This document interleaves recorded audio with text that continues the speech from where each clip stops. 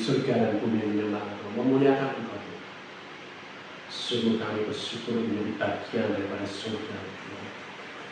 Kami ada dalam surga, dalam kerajaan. Oleh karena itu Tuhan, kami masih ada di bumi. Ajari kami untuk kami melakukan apa yang seharusnya kami lakukan, karena kami ada di surga. Sebagai warga kerajaan surga itu Tuhan, kami mau bersikap, kami berkata-kata, kami mau bertingkah laku itu di bumi ini, supaya kerajaan terjadi di bumi, di dalam kehidupan kami. Terima kasih Bapak, terima kasih Tuhan Yesus, terima kasih Roh Kudus. Kami bersemangat, kami bersukacita menyambut apa yang sedang dikerjakan terus dalam kehidupan kami, dan Kau pasti menyelesaikan itu. Terima kasih Bapak, kami ucap syukur. Kami tidak pernah mau berhenti Tuhan, karena Engkau tidak pernah berhenti juga dalam kehidupan kami. Terima kasih Bapak. Saatnya kami mau menerima yang terbaik pada Engkau. Roh Kudus pimpin pikiran kami, hati kami, jiwa kami, untuk tertuju kepada firman-Mu yang memberikan kemerdekaan, memberikan pemulihan, memberikan kami hidup yang baik seperti hidup di surga. Terima kasih Bapak. Mari Engkau yang berfirman pada pagi hari, dalam nama Tuhan Yesus kita semua mengucap syukur berkata amin. Shalom. Shalom. Merdeka. Merdeka. Haleluya. Kita mau lanjut ya dari hari Minggu kemarin ibadah tentang di bumi seperti di surga. Ya, di bumi seperti di surga. Kita perlengkapi lagi hari ini ya. Supaya apa? Supaya benar-benar kita melakukan, kita hidup seperti di surga walaupun kita masih ada di bumi. Amin. Amin. Nah, kita akan kombinasikan Matius 6 ayat 10 dan kitab Wahyu ya, dan itu sangat related sekali. Sebelumnya saya akan tanya, siapa di sini kalau rumahnya rapi, rumahnya bersih, tertata rapi, ya, hatinya tenang? Amin? Amin. Ya, tentu. Tapi kalau rumahnya berantakan, selingkrah ke sana kemari, ya, mau lewat aja susah, rasanya enak atau sumpah? Sumpah. Ya. Nah, tetapi dalam rumah yang sama bisa ada dua suasana yang berbeda. Ya. Tergantung siapa yang pegang kendali, bergantung pada siapa yang mengatur, bergantung pada siapa yang merapikan, bergantung pada siapa yang mengerjakannya. Ya, di dalam satu rumah ada dua suasana. Ketika seseorang merapikan rumahnya tidak rapi, ya, asal-asalan, ya, suasana pasti akan berbeda.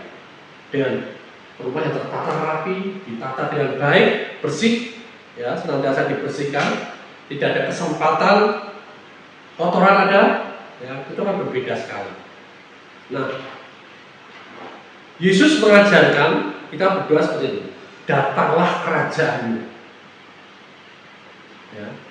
Nah, di kitab Wahyu, Yohanes melihat dalam Wahyu 11 ayat 15.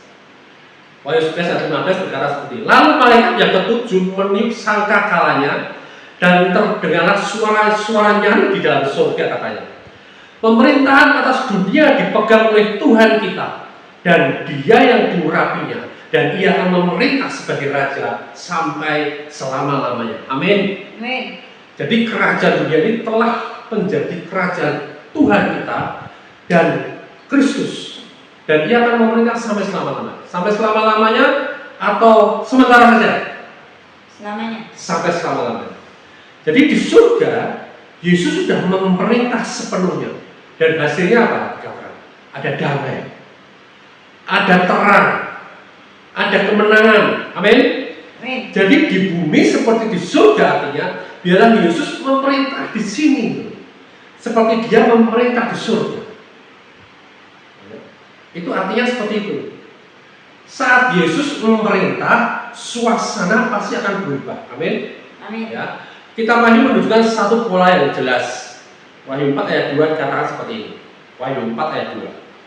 Segera aku dikuasai oleh Roh dan lihatlah sebuah tahta berdiri di surga dan di tahta itu duduk seseorang. Ya. Tahta itu ternyata tidak kosong. Ya. Dan Yesus duduk sebagai raja. Amin. Amin. Nah, ketika tahta itu tidak kosong dan ternyata Yesus yang duduk itu sebagai raja, di sekitar tahta itu ada kekacauan nggak? Ya. Nggak ada. Nggak ada kekacauan, nggak ada ketakutan. Yang ada apa? Penyembahan dan kemuliaan. Amin. Amin. Ya. Jadi ketika raja duduk di tahta, semuanya tertib, semuanya teratur, dan semuanya menyembah, semuanya memuliakan Tuhan. Amin. Amin. Ya. Nah, tetapi yang terjadi, dunia rusak karena apa? Salah pemerintahnya. Ya. Kenapa dunia kacau? Bukan karena Tuhan yang tidak berkuasa, tapi karena manusia menyerahkan kendali hidupnya kepada bukan Tuhan. Wahyu 12 ayat 9 dikatakan seperti ini. Wahyu 12 ayat 9. Dan naga besar itu, si ular tua yang disebut iblis atau setan, yang menyesatkan seluruh dunia. Ya, bukan sebagian dunia, tapi seluruh dunia dilemparkan ke bawah, dilemparkan ke bumi ini bersama-sama dengan malaikat-malaikatnya. Ya, jadi kenapa dunia kacau? Karena Yesus tidak diizinkan memerintah di bumi ini. Sehingga kekacauan masuk. Yang memerintah siapa? Iblis tadi. Tapi kabar baiknya, nah, mau kabar baik apa kabar buruk? Baik. Kabar baik. Wahyu 5 ayat 5. Ini kabar baiknya. Wahyu 5 ayat 5.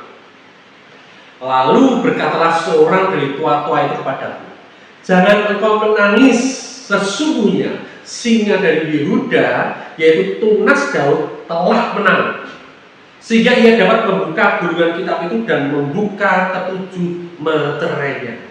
Ingat, di Wahyu 5 ayat 5 katakan singa dari Yehuda itu telah menang. Yesus tidak hanya sebagai juru selamat, Bapak Ibu Saudara, tapi dia raja yang menang. Amin. Amin. Raja yang menang, merdeka. Merdeka. Ya. Nah, sehingga apa? Wahyu menutup dengan janji yang sangat bagus, sangat indah. Lihat Wahyu 21 ayat 3 sampai 4. Lalu aku mendengar suara yang nyaring dari tahta itu berkata, lihatlah, kemah Allah ada di tengah-tengah manusia. Ingat, ya saya ulangi, lihatlah, kemah Allah ada di tengah-tengah manusia, dan Dia akan diam bersama-sama dengan mereka. Mereka akan menjadi umatnya, dan Dia akan menjadi Allah mereka, dan Dia akan menghapus segala air mata dari mata mereka, dan maut tidak akan ada lagi, tidak akan ada lagi perkabungan atau ratap tangis atau duka cita, sebab segala sesuatu yang lama itu telah berlalu. Amin. Amin. Allah diam bersama manusia. Tidak akan ada lagi air mata, duka cita atau maut. Jadi ini bukan sekedar gambaran masa depan. Ini tujuan akhir pemerintahan Kristus. Nah, sekarang bagaimana? Kolose 1 ayat 13. Ya, Kolose 1 ayat 13 berkata seperti ini. Ia telah melepaskan kita dari kuasa kegelapan dan memindahkan kita ke dalam kerajaan anaknya yang terkasih. Amin. Amin. Ya. Kita sudah dipindahkan ke dalam kerajaan anaknya. Sudah atau belum? Sudah. Sudah atau akan? Sudah. Sudah. Jadi kita ini sudah dipindahkan ke dalam kerajaan anaknya. Artinya apa? Kita mulai belajar hidup di bawah pemerintahan Yesus mulai nanti atau mulai sekarang? Mulai sekarang.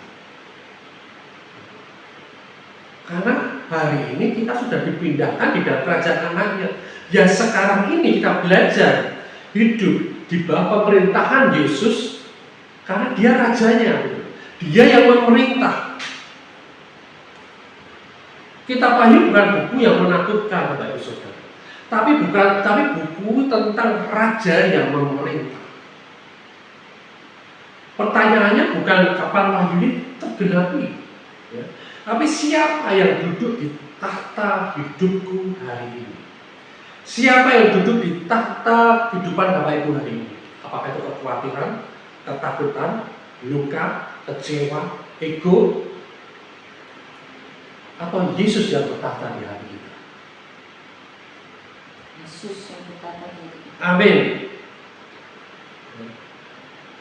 Mari kita datang kepada Raja.